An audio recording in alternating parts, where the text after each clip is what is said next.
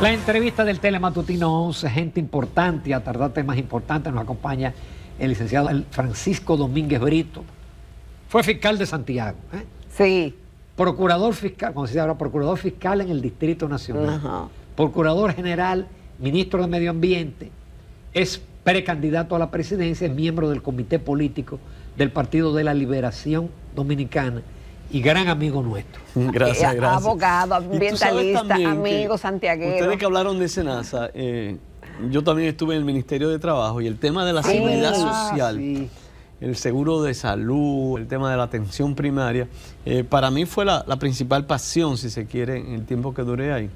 Y cuando yo veo todo lo que ocurre en el sistema de salud, en el sistema de seguridad social, en el tema de SENASA, realmente uno se llena de preocupación. Es triste que en vez de nosotros estar hablando ahora de la reforma a la ley de la seguridad social, a la posibilidad de que un pensionado dentro del régimen contributivo pueda salir con un seguro médico, la posibilidad de que podamos ampliar las coberturas, sobre todo en el uso de nuevos instrumentos, ahora que viene inteligencia artificial, nuevas técnicas que los seguros no cubren. Cuando deberíamos estar discutiendo cómo a la gente, a la ciudadanía se le ofrece un mejor servicio en todo el sentido de la palabra, desde las pensiones hasta los seguros de salud, nosotros estamos a la defensiva, estamos mirando hacia atrás, estamos viendo cómo se deterioran las cosas y cómo en vez de avanzar retrocedemos.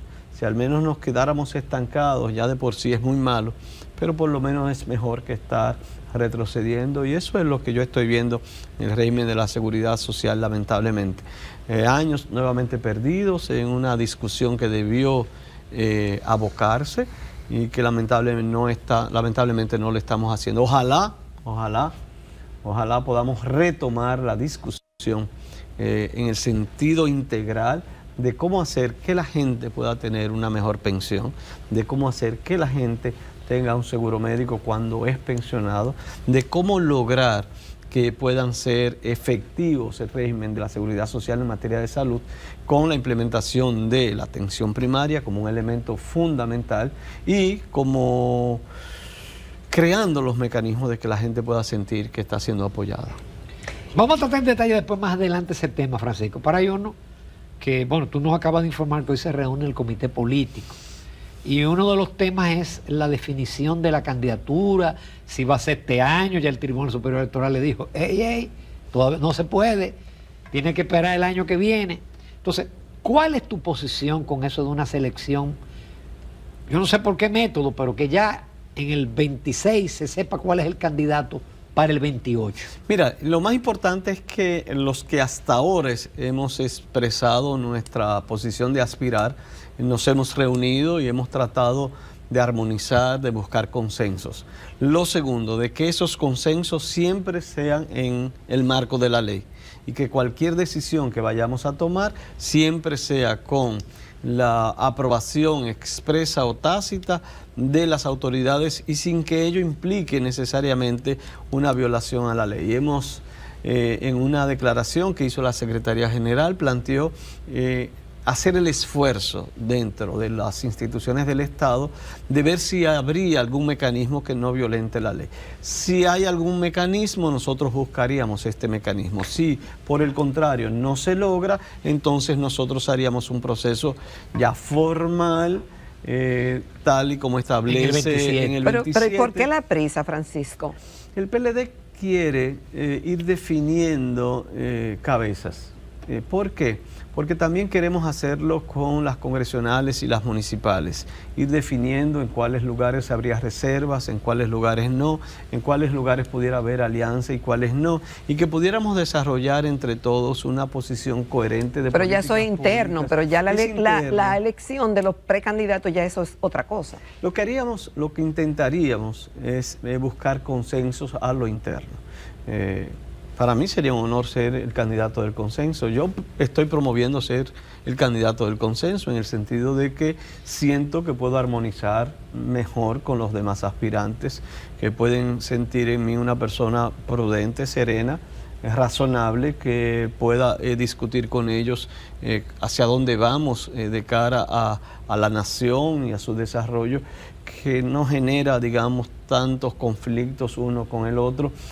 Vamos a ver, estamos discutiendo todas esas posibilidades. Ojalá podamos irnos con un candidato de consenso en este año, que no haya necesidad de establecer ningún tipo de primarias ni cualquier otro método de elección como pudiera ser la Asamblea de Delegados. Para la elección del 24 se seleccionó con antelación el candidato y sin embargo eso no significó que le fuera bien. Eso no significa, simplemente hay posiciones que dicen que, por ejemplo, al PLD le conviene elegir en el 27.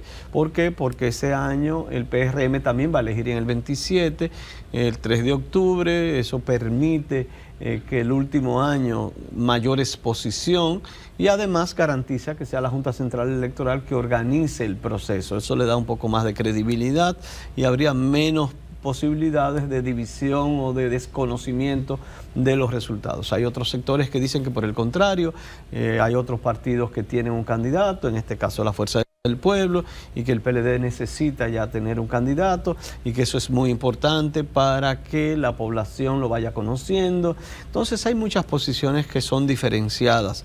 En algunos casos cada una de ellas tiene sus valores. Ya veremos cómo en el día de hoy podamos establecer esos consensos. ¿Tú crees en el tema de las encuestas? No, no, siempre se dijo que tú fuiste víctima de las encuestas en las elecciones del 20. A mí me dijo una vez un gran amigo tuyo, don Rafael Acevedo, que las encuestas no son las que deben determinar en un momento determinado quién debe ser el candidato, sino que son estudios cualitativos que ven la potencialidad, sí, que ven cuáles son las inquietudes de la gente, cuáles son las expectativas de la gente. Más bien focus group. Es más fácil, me decía él en aquel momento, cuando es 2 años antes, tú ver aún una persona que sea nueva, que es hasta desconocido, cuál es su potencialidad, probablemente se va a sacar menos votos o menos intención de voto que alguien muy conocido que sin embargo tú sabes que no va para ningún lado. Entonces siempre me quedé con eso en la mente y creo que él tiene mucha razón. Bueno, Francisco, muchas preguntas en muchos órdenes. Tú tienes una gran experiencia en el tema de la justicia como fiscal y como procurador. Y ustedes hablaron del tema de trata, que a mí me apasiona también. Exactamente. Ahora han ocurrido varios cambios, incluyendo la creación de un Ministerio de Justicia. Ahora ayer se inauguró una oficina con instalaciones particulares, una procuraduría especializada contra el tráfico ilícito de migrantes y trata de personas. Estos cambios, Francisco, supondrán cambios a futuro en la administración de justicia dominicana. Mira, vamos a dividir en dos. La política pública en materia de justicia, sobre todo la gubernamental. Primero presentan la necesidad, busquemos el relato, de reducir el presupuesto, de austeridad, porque en ese momento se sometió una reforma fiscal y en ese momento hablaban de unificar el Ministerio de Hacienda con Economía, de Educación con Educación Superior y de eliminar algunas dependencias. Sin embargo, de buenas a primeras, el gobierno viene con crear el Ministerio de Justicia. Y un Ministerio de Justicia que lo único que tiene como responsabilidad en términos reales, salvo algunas cositas pequeñas, es el tema penitenciario. Crear un Ministerio de Justicia para administrar, ni siquiera administrar, supervisar el sistema penitenciario, a mí me parece un absurdo. Es más botella, es más dispendio. Es decir, no era necesario volver a crear algo que existió en un momento en el país. Simplemente era para mí. Y que existe en otros países para mí también. Un pleno disparate. Que naturalmente es coherente con la política gubernamental del dispendio. Por eso la nómina pública ha aumentado en los últimos 5 años en más de 200.000 millones de pesos. Francisco, ¿el Ministerio de Justicia es un dispendio? ¿Sería un dispendio la creación del ministerio? Claro, porque están hablando de crear oficinas provinciales, de nuevas botellas. Claro que es totalmente un dispendio. Eso no tiene el más mínimo sentido en materia de política criminal, en materia de administración de justicia. Pero no se decía que la Procuraduría iba muy forzada en recursos, en personal, en responsabilidades, también con con administrar las prisiones. Nadie ha durado más en la Procuraduría General de la República que yo en la historia de la República Dominicana. Tú fuiste 2 veces, ¿verdad? 6 años. 6 años. 2 veces. No es así. ¿No te sentiste agobiado por el tema administrativo? No es así. El tema de la dirección, siempre tú te vas a sentir agobiado, cualquier ministerio, igual en medio ambiente o cualquiera que he estado. Sin embargo, lo único que ahí había que hacer un poco para reducir el trabajo, no del Ministerio Público, del Procurador General de la República en cuanto a firmas y trámites burocráticos, era descentralizar un poco más administrativa y financieramente el sistema de prisiones. Es decir, eso no era necesario, eso no tiene el más mínimo sentido. Pero voy de nuevo, ¿cuál es la intención real del gobierno? Es aumentar la nómina pública como ya lo hicieron. Lo han hecho. Yo hablaba ahora al inicio del programa el tema de las pensiones. ¿Tú sabes en cuánto se ha aumentado dentro del sistema de reparto las pensiones en la República Dominicana? En más de 40.000 millones. Entonces, si tú le sumas a eso el déficit en el sector eléctrico, por eso es que no hay inversión pública, por eso es que no hay generación de riqueza, por eso es que nosotros tenemos serias dificultades, porque el dinero se va en un bonito aquí, en una brisita allí, en 1.000 o 2.000 pesos a los estudiantes cuando inicia el año escolar. Sin embargo, no hay los cambios profundos. En materia de justicia, no hay los cambios profundos. Yo sí valoro algún tipo de trabajo que se pueda hacer ya en algunos órganos especializados, por ejemplo. Creo que es extraordinario el esfuerzo que se está haciendo en la política de trata y tráfico de migrantes que está haciendo el Ministerio Público. Han hecho un buen trabajo en Sosúa, por ejemplo, con el tema de la trata. Han hecho un buen trabajo fortaleciendo la unidad de trata y tráfico. Y te digo porque conozco bien, a mí me tocó crear esa unidad. Ahí recuerdo, Jonathan Baró fue una persona extraordinaria que trabajó con nosotros y un equipo de jóvenes también. Y sin embargo, también la Procuradora General de la República actual, Jenny Berenice, es apasionada en la lucha contra la trata de personas, que es criminal. La gente no se imagina, mira, la trata implica, y no solo la que hay aquí, son muchas dominicanas que están en el exterior, que son doblemente prisioneras. Son doblemente prisioneras por lo siguiente: le quitan los pasaportes, le quitan todo cuando llegan a ese país, tienen que acostarse con 10, 15 hombres todos los días, no la dejan salir del lugar donde están, el dinero que ganan se lo quitan para pagar los supuestos gastos de traslado en avión y manutención, y al final le dan una cantidad de drogas, sobre todo cocaína, a veces heroína, que se vuelven esclavas, y aunque ellas quieran escapar, las pobres no pueden escapar porque ya necesitan la droga, están quebradas, emocionalmente quebradas, rotas esas pobres muchachas, y eso no puede ser así. El tema de Sosúa, el narcotráfico, igual, sucede un esquema parecido. La trata es la nueva esclavitud, es la esclavitud de antes, y hay tantas mujeres dominicanas ahora mismo abusadas, esclavizadas, totalmente rotas, no encuentro la palabra, y lo que tengamos que hacer con eso, yo creo que hay que hacerlo. Francisco, este gobierno ha enarbolado el tema del Ministerio Público Independiente, de que ya no son personas políticas. En tu caso, tú eras miembro del comité político de un partido.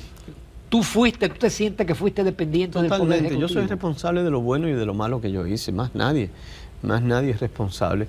Y siento que en muchos casos el Ministerio Público fue mucho más independiente en decisiones, por ejemplo, de casos de corrupción, que la misma judicatura, que en ese momento se supone que no lo era. Y te voy a decir también que depende la independencia. La estimula, la implementa, la crea en términos normativos el Partido de la Liberación Dominicana, la ley de carrera judicial, la ley de carrera del Ministerio Público, lo que fue la defensa pública. Todo eso fue obra del Partido de la Liberación Dominicana. No puede decir el gobierno, nosotros creamos la justicia independiente. Tú no has creado absolutamente nada, tú no has transformado nada, señores del gobierno, no sean mentirosos, no hablen mentira. Ustedes simplemente han creado un relato falso, equivocado, lleno de cosas sin sentido y bien vendidos, y la gente a veces se lo ha creído.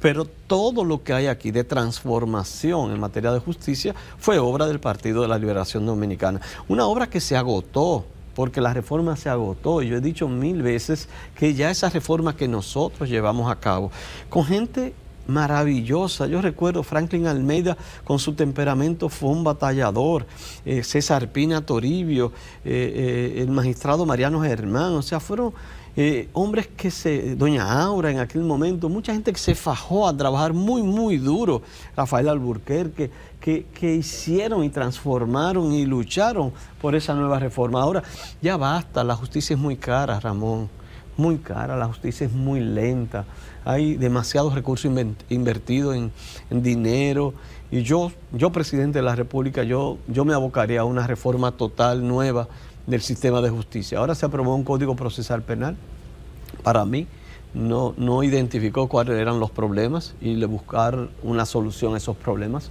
Vamos a tener y a seguir teniendo una justicia lenta, cara, difícil para la gente más pobre, presos preventivos igual, vamos a seguir teniendo los problemas, pero si tú te vas a la justicia civil es lo mismo, a la justicia inmobiliaria es lo mismo, tenemos serios problemas y esto tiene que cambiar. Y yo seré un presidente que aspiro a transformar el sector justicia en la República Dominicana para que sea mucho más barato y mucho más rápido y no tenga tanta burocracia como tenemos ahora. Excelente, nos vamos a una pausa comercial, todavía tenemos muchas preguntas y temas de interés con el licenciado Francisco Domínguez Brito.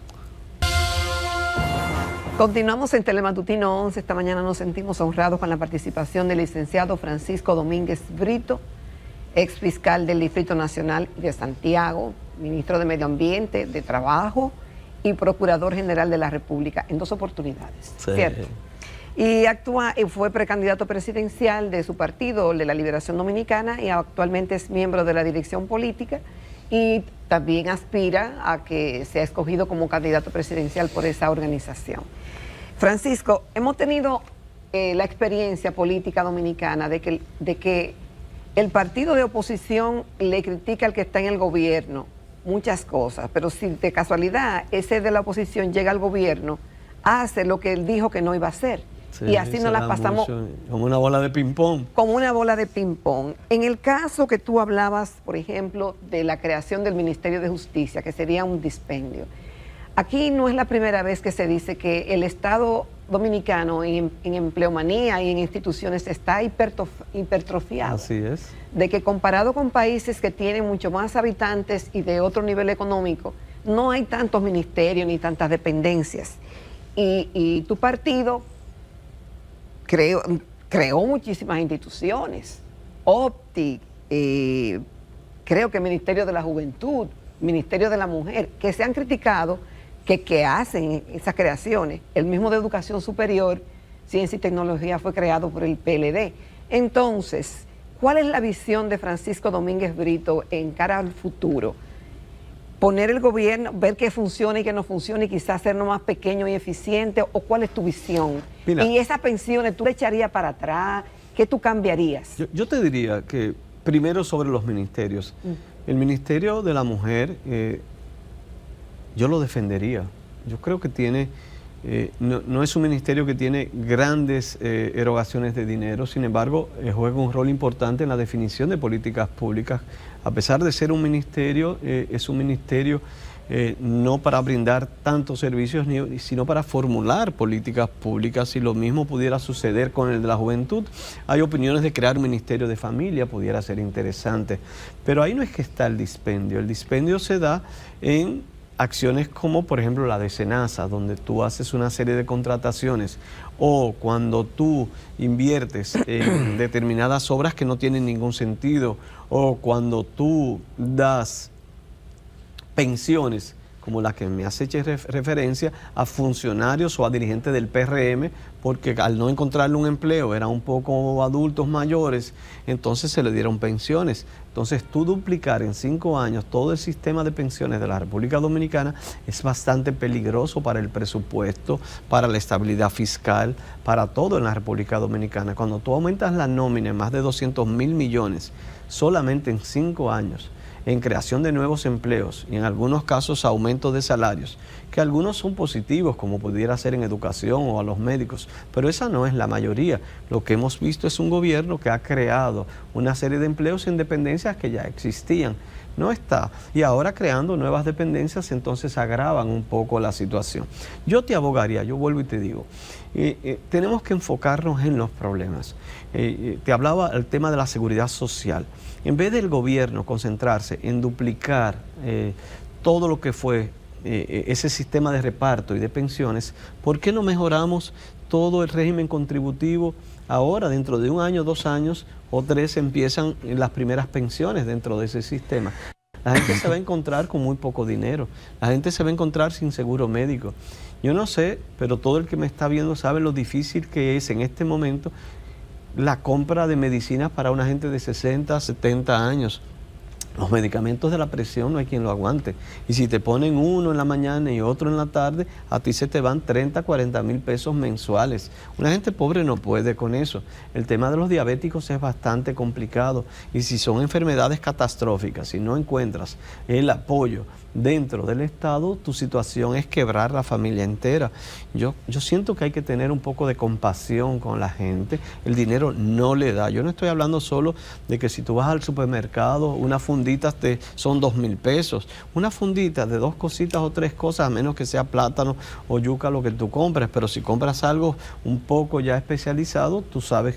Todo el que va a un supermercado sabe que es así, pero yo me concentro con el tema de la salud y los medicamentos. La gente no aguanta, entonces tenemos que sentarnos a buscar soluciones para la gente, no estar a la defensiva, no estar con este clientelismo, no estar con este populismo. Eso les resuelve un poquito a 2 o 3 personas, pero la mayoría no.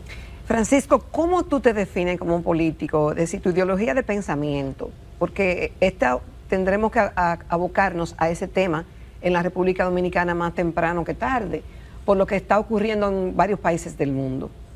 Es decir, ¿con qué modelo tú te identificas más, que tú te sientes? Ese sería yo. ¿Tú te defines como de derecha, de centro, de ultraderecha, yo diría de que izquierda? no, yo no creo ya en esa... Pero son modelos. Pero modelo de izquierda en un sitio es un modelo y en otro lado izquierda es otro, entonces no. Si tú me preguntas a mí, yo iría por otra línea. Yo me definiría con un modelo que trabaje con las capacidades humanas, con el capital humano, con la formación. Y de eso podemos sacar experiencias en los países asiáticos, Singapur, ahora Vietnam, China.